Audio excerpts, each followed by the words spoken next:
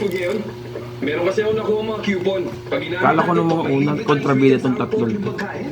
Mababait naman pa. Parang matanda na to. Attorney Jan, kain tayo. Kayo na lang, magkikita kami ng friend ko. Tara na. Gusto ko namin makasama sa pagla-lunch. Hoy, ano ka ba? Bitiwan mo nga ako! Liga lang. Hoy! Oh, welcome, sir. Ay. Welcome po. Ay, no. Uy! Meron ba kayong special occasion ngayon? O nandito kayo dahil sa free coupon? Sir, di ba mahilig kayo sa free coupon? Sa dami na nakakain yung libre, yung buhok nyo luminipis na ata. Tama ka. May free coupon rin ako. Sinama ko sila para masulit ang pagkain. Teka.